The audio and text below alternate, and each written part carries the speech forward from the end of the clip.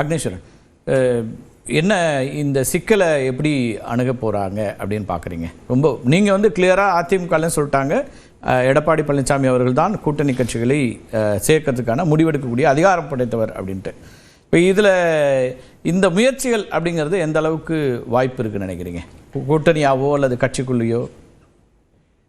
பொதுவாக எல்லா கட்சியிலையுமே அந்த கட்சி தலைவர்களுக்கு கூட்டணி கட்சியை முடிவெடுக்கக்கூடிய அதிகாரத்தை 2024 அதிமுக பொதுக்குழுவில் இதே மாதிரி வழங்கிச்சு. 2026 சட்டமன்ற தேர்தலுக்கும் முழு அதிகாரம் கூட்டணி பேச்சுவார்த்தை நடத்துவதற்கு பொதுச் செயலாளருக்கு அதிகாரம் என்பது தாவேக்காவிலையும் அப்படி வழங்கியிருக்கிறாங்க, திமுகவிலையும் அது ஏற்கனவே இருக்கிறது தான். அதனால் அது இங்கே இல்லை. இங்கே என்னன்னா கூட்டணிக்குள்ள சிக்கல் அப்படின்னு பார்க்குற போது அதிமுக பாஜக கூட்டணியை மட்டும் ஒரு பெரிதுபடுத்தி பார்க்கக்கூடிய இடத்துல இருக்கிறோம். திமுகவிலையும் பிரச்சனைகள் இருக்குது. ஆனால் அவங்க என்னன்னா தமிழக அரசினுடைய திட்டங்களை ஏறத்தாழ ஒரு 50-60 குழுக்கள் போட்டு நிப்பாட்டி வச்சது மாதிரி, என்னப்பா இந்த வெள்ளம் இதெல்லாம் கொடுத்தீங்க, பொங்கல் பரிசு 21 பொருட்கள் 1297 கோடி ரூபாய், என்ன ஆச்சு? அது குழு போட்டோம், அது என்ன ஆச்சுன்னு தெரியல, அப்படியே இருக்கு. அது மாதிரி தான் இப்போ பிரவீன் சக்கரவர்த்தி போய் பார்த்ததற்கு பிறகு இந்திய நாட்டினுடைய எதிர்க்கட்சி தலைவர் திரு ராகுல் காந்தி அவர்கள் திரு விஜய் அவர்களோட பேசியதற்கு பிறகு ஆகா காங்கிரஸும் தாவேக்காவும் சேர்ந்துருவாங்களோ என்று போடு, அதுக்கு ஒரு குழுவை போட்டு இன்னைக்கு போட்டா குழுவை நிம்மதி ஆயிடுச்சு. இல்லை, குழுவை போட்டது யாரு? குழுவை போட்டது காங்கிரஸ். அதில் திமுக என்ன பண்ணுச்சு? திமுக காங்கிரஸ் கட்சி ஒருவேளை நீங்க வழக்கமா திமுக குழு போடுவாங்கன்னு சொன்னீங்க, ஆனா இந்த முறை காங்கிரஸ்ல குழு போட்டிருக்கு. திமுகவோட சேர்ந்ததுனால காங்கிரஸ் அந்த குழு போட பழகிருச்சுன்னு சொல்ல வரேன். ஆகையினால இங்க கட்சியா கூட்டணியா என்று பார்க்கிற போது கட்சி தான் உயர்ந்தது. அந்த கட்சியில பொதுக்குழு செயற்குழுவா அப்படின்னு பார்க்கிற போது பொதுக்குழு செயற்குழு தான்.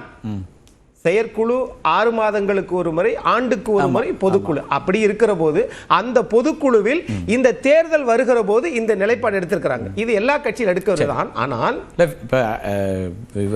ஜெயதீஸ்வரன் சொல்றது என்னன்னா, கட்சியினுடைய வெற்றியா இல்லையா அது பார்க்கணும்ல அப்படின்னு கேட்கிறார். கட்சியினுடைய தலைமையா இல்லையாங்கிறது ஒண்ணு, கட்சியினுடைய வெற்றி, கூட்டணியோட வெற்றி அதையும் பார்ப்பாங்கல்ல. அப்படி பார்க்கலன்னா சிக்கல் அப்படிங்கிறார். அரசியலே சிக்கல் தான். நீங்க சொல்ற கணக்குல இருந்து சொல்றாரு சார், 41.33% இவங்க எல்லாம் உள்ளடக்கியது தானேன்னு கேக்குறாரு. யாரை உள்ளடக்கியது? திரு டிடிவி தினகரன், திரு ஓ பன்னீர்செல்வம், தேமுதிக, பாமக இதெல்லாம் உள்ளடக்கியது தானேன்னு கேக்குறாரு. இவங்க என்ன நினைக்கிறாங்கன்னா பாஜகவோட சேர்ந்து தனியா தேசிய ஜனநாயக கூட்டணியில வருவதற்கு உண்டான முயற்சிகளையும் எடுத்து விட்டுறக்கூடாது. திரு அமித்ஷா அவர்களோ தேசிய ஜனநாயக கூட்டணியுடைய தலைவர்களோ திரு பாண்டா அவர்களோ வந்து கூட மாண்புமிகு எதிர்க்கட்சி தலைவரையும் அந்த கொண்டு போய் அந்த அறிக்கையை அவர் என்ன நடப்பு நிலவரம் என்பதை சொல்லும் போது கூட அவங்க தேசிய ஜனநாயக கூட்டணியிலையும் சேர விட்டுறக்கூடாது.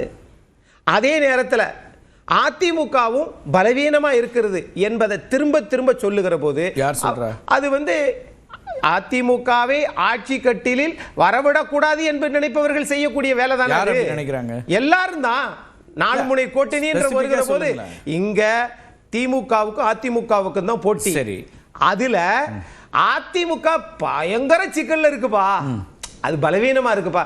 என்னமோ தமிழ்நாடு கடனை பூரா திமுக அடைச்சது மாதிரி, வரியை பூரா ஒண்ணுமே உயர்த்தாதது மாதிரி அதிமுக சிக்கல்ல இருந்ததுன்னா வெறும் 4 சட்டமன்ற உறுப்பினர்கள் 91, 96 அம்மையார் ஜெயலலிதா அவர்கள் ஆட்சி அதிகாரத்தை விட்டு இழந்ததற்கு பிறகு 4 சட்டமன்ற உறுப்பினர்கள், சங்கரங்கோயில் கருப்பசாமி, நம்முடைய அறந்தாங்கி திருநாவுக்கரசு, அப்படி தாமரக்கணி ஸ்ரீவல்லிபுத்தூர், நம்முடைய ராசிபுரம் சுந்தரம், இந்த 4 பேரை இருந்தவங்க அப்படியே பாரதிய ஜனதா கூட்டணி வைத்து 2010 அழகா வந்து அப்படியே ஆட்சிக்கு வந்தாங்களா 11ல.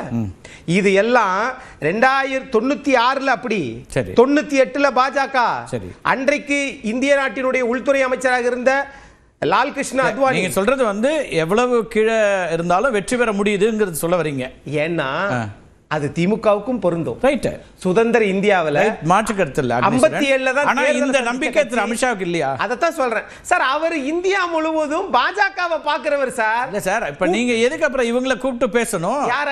திரு ஓ பன்னீர்செல்வம் சொல்றாரு, நான் பார்த்துட்டு வந்து அவர் போய் சந்திக்கிறாரு, சந்திச்சுட்டு சொல்றாரு பழைய நிலைமை வரணும்னு சொல்லிட்டு வந்திருக்கேன்னு சொல்றாரு. பாஜக கூட்டணியில இருந்தவங்க தானே.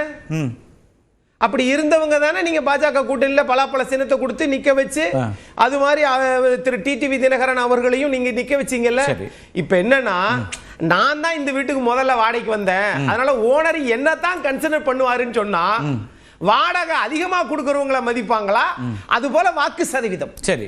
ஆகவே நிறுவனம் இங்க ஒரு கூட்டம். இந்த குழப்பத்துக்குலாம் யார் காரணம் இப்ப சொல்லுங்க. அரசியல் கட்சிகள். நீங்க என்ன சொல்லிட்டு இருந்தீங்க, இங்க வந்து அதிமுக இப்படி பலவீனமா இருக்கு, குழப்பமா இருக்குன்னெல்லாம் இங்க நிறுவ பாக்குறாங்க. நீங்களே இந்த குழப்பத்துக்குலாம் யார் காரணம்? எதுக்கு இந்த சந்திப்பு நடத்தணும்? நடத்துறதானே இப்ப. இல்லைன்னா அதிமுகவோட கூட்டணி வைக்கணும், வெற்றி பெறணும் நீங்க நம்புறீங்க. ஏற்கனவே நமக்கு வந்து 75 84, அடுத்தது நமக்கு போதுமான எண்ணிக்கை வந்துட போகுது. திரு எடப்பாடி பழனிசாமி நம்புறாரு, அதிமுக நம்புகிறது. பாஜகவுக்கு அந்த நம்பிக்கை இல்லையா? அவங்க ஏன் அப்புறம் திரு ஓபிஎஸ் கூட்டு பேசணும், திரு டிடிவி தினகரனை ஏன் சந்திக்கணும் அண்ணாமலை? அப்போ இந்த குழப்பங்கள்லாம் யாரு காரணம்? நீங்க பக்கத்தில் இருக்கிறவரையும் எதிரில் இருக்கிறவங்க அப்படின்லாம் எல்லாரையும் குறை சொல்லி என்ன பண்றது? எனக்கு என்னன்னா, நான் அது குறையெல்லாம் சொன்னதுனால, நம்ம சொன்னதுனால என்ன இந்த நாட்டில் முன்னேற்றம் வரப்போதா என்ன? அது இல்லை, கருத்தை சொல்லி கன்ஃபியூஷன் எங்க இருக்கு. முன்னாள் முதலமைச்சர் அவர்களை பாஜகவில் இருந்தார், கூட்டணி கட்சிகளோடு இருந்தார். மாண்புமிகு முதலமைச்சர், தமிழ்நாடு முதலமைச்சர் திரு மு.க. ஸ்டாலின் அவர்களையும் சந்திக்கிறார். அன்னைக்கு காலையில தான் நடைபயணத்தை சந்திக்கிறார், திரும்ப அன்று மாலை சந்திக்கிறார். அப்ப இங்கேயும் பேசிக்கிறீங்க. பிரதமர் வந்து விமான நிலையத்தில் வருகிற போது அவர் என்னை சந்தித்தால் பாக்கியம் என்று சொல்லுகிறீங்க. ஆனால் உண்மையிலேயே உள்துறை அமைச்சரை மறுபடியும் தற்பொழுது பார்த்தபோது உண்மையிலேயே பாக்கியம் என்று அவர்கள் நம்புகிறார்கள். அதுதான் உண்மையும் கூட. ஆனா இங்க அரசியல் கட்சி கூட்டணி இருக்கலாம், ஆனால் அதிமுக கட்சிக்குள்ளே பல கூட்டணி மாதிரி கொண்டு வந்துடாதீங்கப்பா. 2 பொதுக்குழு நடத்தி அதிமுக எதுக்கு தயாரா இருக்கு? ஒன்னு, கூட்டணிக்குள்ள கூட்டணி வச்சுக்கோங்க, பாஜக யாரை வேணாலும் வச்சுக்கலாம், அவங்க எண்ணிக்கையில் கொடுத்துக்கலாம் அப்படின்னு சொல்ல வரீங்களா? அல்லது அதிமுக தான் எல்லாத்தையும் முடிவு பண்ணுமா? சார், தமிழ்நாட்டில் அதிமுக தலைமையில தான் கூட்டணி. சரி, ஆமா, அதுல ஒன்றும் மாற்று. தேசிய ஜனநாயக கூட்டணியில எத்தனை கட்சிகள் வருகிறது என்பதை திரு எடப்பாடி பழனிசாமி தான் முடிவு செய்வார்.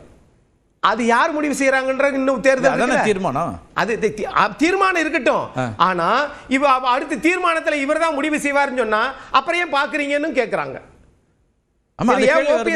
அதனால சார், அவர்கள் பார்ப்பது தேசிய ஜனநாயக கூட்டணியில் அங்கம் வகிக்கலாமா, பிரிந்து போனவர்கள் அந்த கூட்டணியில் வரலாமா?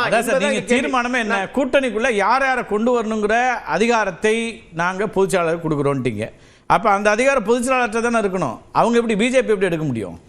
சார், பிஜேபி எப்படி எடுக்க முடியும்னா, நீங்க என்ன கூட்டணின்னு உங்களுடைய எத்தனை தொகுதிகள் என்பதை அதை முடிவு செய்யறது கூட அதிமுகவின் பொதுச் செயலாளர் தான். ஓகே. ஆகையினால நீங்க நினைச்சா ஒருத்தரை வந்து தலைவராக்குவோம், இல்லாட்டி தூக்கி போடுவோம், அதெல்லாம் இங்க ஒட்டு வராது. ஆனா திரு கோட்டீஸ்வரன் அவர்கள் நண்பர் சொல்லும் போது அந்த இது சொன்னார் இல்லையா, இங்க என்னன்னா தேசிய ஜனநாயக கூட்டணியில சேர்த்துக்குங்க. அதே நேரத்தில் இரட்டை இலை சின்னம் அவர் எடுத்தது ஒரு நுண்மையான ஒரு பார்வை. நீங்க இரட்டை இலை சின்னத்தில் நிக்க வைப்பதா இல்லையா என்பதை அதுதான் இப்பொழுது. ஓகே, சோ அதுதான் இப்ப இருக்கக்கூடிய அதிமுக நிலைப்பாடு. இரட்டை இலை சின்னத்துல நாங்க யாருக்கும் கொடுக்கறது இல்ல, வேற ஏதாவது நின்னுக்கலாம் அப்படிங்கிற ஒரு இடமாக வரலாங்கிறீங்க. அதுவும் இருக்கலாம். சரி, பேசுவோம். முதல் கட்ட கருத்து